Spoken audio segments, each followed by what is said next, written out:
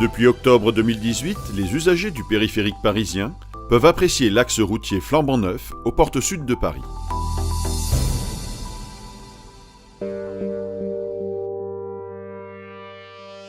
Les travaux de restructuration de l'échangeur du quai d'Ivry, réalisés dans le cadre du projet d'aménagement du quartier Brunzeau, ont été suivis de près par les utilisateurs du plus emprunté des boulevards urbains d'Europe. Pendant 4 ans, 250 000 perdieux chaque jour ont observé ce chantier que les équipes du groupement Eiffage Génie Civil et du bureau d'études Artelia ont réalisé pour le compte de la CEMAPA, aménageur de ce nouveau quartier du 13e arrondissement. Le secteur Brunzeau Nord, c'est un des secteurs d'aménagement de la ZAC Paris-Rive-Gauche. Et dans le secteur Brunzeau Nord, le chantier de l'échangeur quai d'Ivry, c'est un des chantiers les plus structurants. Donc il y a pour objectif la création de l'allée Paris-Ivry, qui est la future allée qui passera sous l'échangeur, donc sous ces 4 bretelles, sous le boulevard périphérique intérieur, sous le boulevard périphérique extérieur. L'objectif avec les ouvrages d'art, c'est à la fois de créer un franchissement sous le périphérique et aussi de dégager de l'espace constructible de part et d'autre de ce périphérique pour développer tout un secteur Brunzeau Nord qui va comprendre 300 000 m² de bureaux, logements, activités. L'échangeur du périphérique a un objectif principal, c'est de resserrer l'ensemble des bretelles qui existaient avant, créer des espaces libres et venir accueillir des bâtiments qui viendront s'enchevêtrer avec les nouvelles bretelles du boulevard périphérique. La difficulté de l'opération résidait dans le fait que le projet nécessitait la construction de 7 nouveaux ouvrages d'art impactant directement le boulevard périphérique parisien sans jamais en interrompre la circulation. Dans le cadre d'un marché préalable en 2014, le périphérique a été dévoyé côté Ivry. Les premiers travaux ont démarré en juin 2015 avec la démolition de la structure de chaussée du périphérique. Ensuite, en juillet 2015, on a fait les premiers terrassements pour réaliser les fondations des culées de périphérique extérieur et intérieur, ou A3 ou A4. L'étape suivante a été en octobre 2015, où on a terrassé pour réaliser les pieux des piles.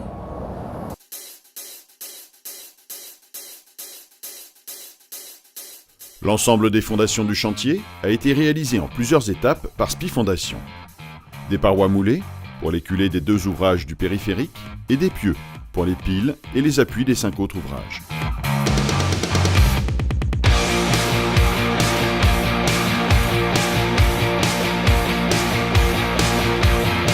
Les fondations ont été faites par SPI. Ensuite, on a pu réaliser tout ce qui était particulé en béton armé au-dessus, avant de venir terrasser pour venir poser les piles métalliques sur des semelles béton qu'on avait réalisées préalablement.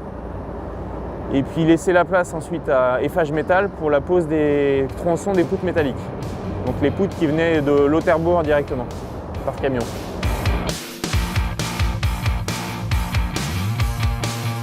Quatre poutres de 80 mètres de longueur, acheminées en 3 tronçons chacune, sont posées sur 3 piles formées de 4 poteaux de 7 mètres de hauteur.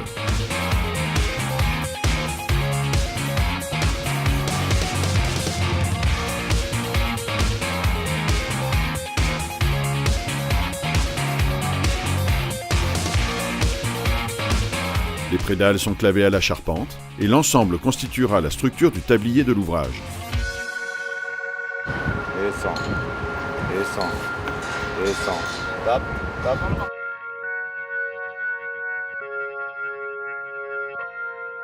L'étanchéité est réalisée dans la foulée pour remettre l'ouvrage dans les délais impartis.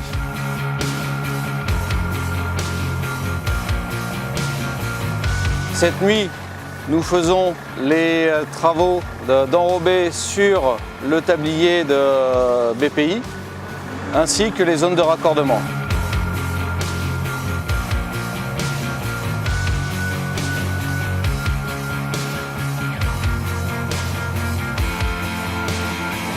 Au printemps 2016, l'OA3 est opérationnel. La circulation du boulevard périphérique intérieur est basculée sur le premier ouvrage définitif du nouvel échangeur. Ensuite, on a réintervenu après l'ouverture du périphérique intérieur, où on a démonté le périphérique intérieur dévoyé pour pouvoir construire le périphérique extérieur définitif. donc l'OA4, et idem une phase de terrassement pour réaliser les pieux d'OA4.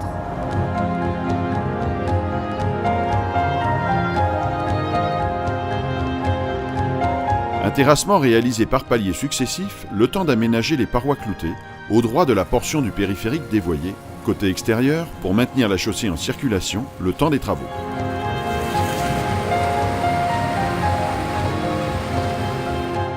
Après ces travaux préalables, la place est prête pour que démarre la construction de l'OA4. Un ouvrage qui sera érigé au fur et à mesure durant la deuxième partie de l'année 2016.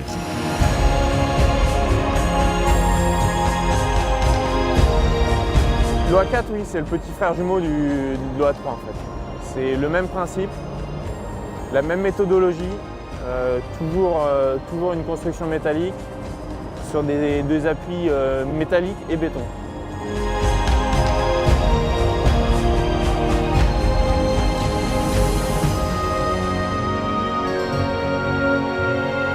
Les deux premiers ouvrages qui ont été mis en service sont des ouvrages mixtes de à peu près 80 mètres de long.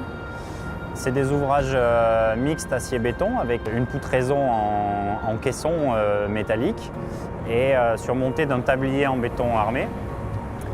Donc ces deux ouvrages, l'ouvrage numéro 3 et l'ouvrage numéro 4, ont permis respectivement de mettre en service le boulevard périphérique intérieur et extérieur. En mars 2017, après 1 an et demi de travaux, le périphérique extérieur est redirigé sur sa trajectoire initiale. La circulation est basculée sur le nouvel ouvrage.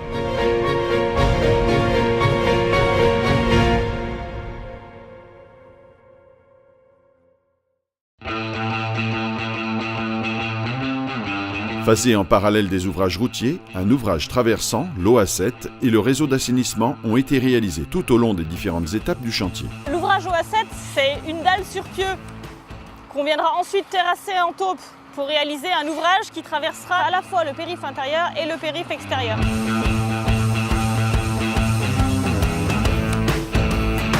La dalle supérieure, sous le périphérique intérieur, est réalisée à la suite de l'OA3 en novembre 2015. Celle sous le périphérique extérieur est réalisée en 20 jours au mois d'août 2016 lors d'une opération exceptionnelle pendant laquelle l'ensemble de la circulation a été basculé sur le périphérique intérieur. Une dalle qui est ensuite recouverte pour laisser la place au boulevard périphérique extérieur dévoyé. C'est un ouvrage qui est réalisé par un terrassement en taupe pour venir faire un radier ensuite en partie inférieure.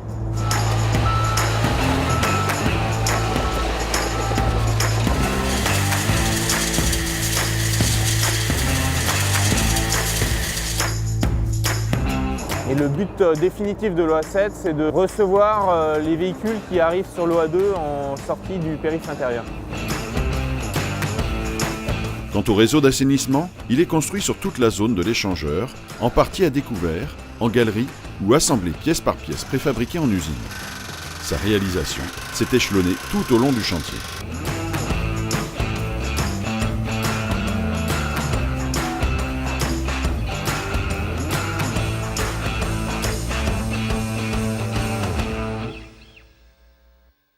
Sur ce chantier, finalement, les principales difficultés sont sur l'étroitesse du site. On a l'impression d'avoir un espace assez vaste au départ, mais finalement tout se contraint de plus en plus avec au milieu les deux nouveaux ouvrages du boulevard périphérique, intérieur et extérieur, qui traversent le chantier. Et finalement, de part et d'autre, c'est deux chantiers à part entière avec d'un côté les bretelles du périph' intérieur, de l'autre côté les bretelles du périph' extérieur. Donc plus on avance dans les fondations, la réalisation des appuis, la réalisation des tabliers successifs, plus finalement l'espace se réduit. Et il faut à chaque fois prendre en compte cette donnée-là pour les méthodes.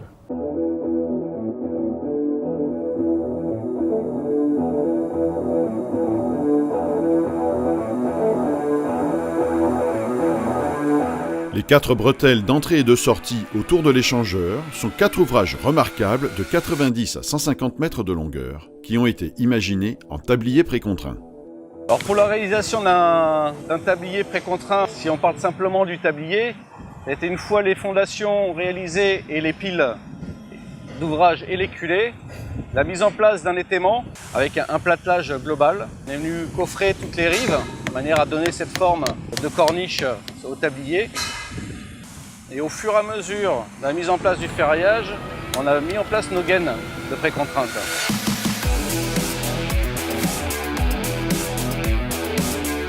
Le système de gainage précontraint, à l'intérieur de la structure de l'ouvrage, va permettre, en introduisant des tensions opposées à celles qu'il va subir, de diminuer les épaisseurs de béton du tablier à mettre en œuvre. À la base, la précontrainte est un choix du client lors de l'appel d'offres. La précontrainte permet d'avoir des tabliers assez élancés au niveau épaisseur de béton.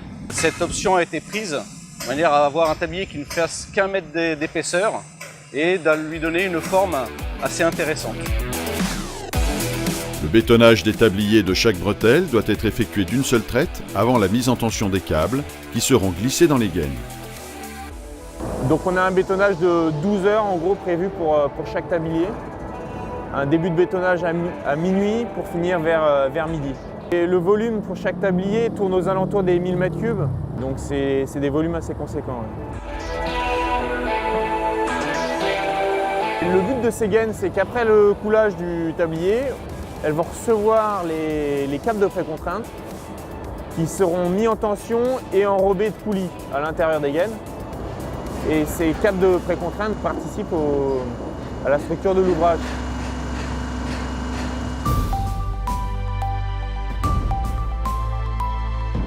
Les garde-grève et les dalles de transition sont ensuite réalisées.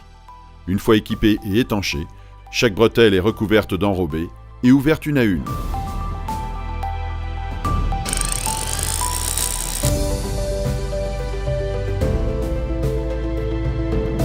La dernière bretelle a été mise en circulation en octobre 2018. Finalement, le chantier, on le termine avec 3 mois et demi d'avance par rapport au planning initial. Et ça a pu se faire grâce aux adaptations des contraintes du périphérique. Donc ça a été vu de concert avec le maître d'œuvre, le maître d'ouvrage, mais également l'exploitant. Donc c'est ce qui nous a permis de maintenir en permanence une bretelle en service. Ça a permis au final, globalement, de réduire les contraintes vis-à-vis des usagers sur la durée du chantier.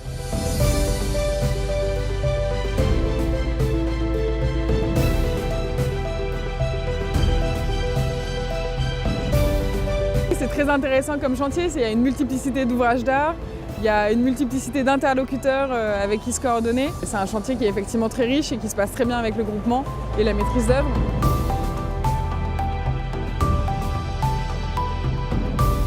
Ensuite, en réalisation, c'est évidemment, d'un point de vue technique, de voir plusieurs types d'ouvrages, plusieurs types de fondations, plusieurs types de modes de construction d'ouvrages d'art. Et évidemment, en respectant l'exploitation de boulevards périphériques.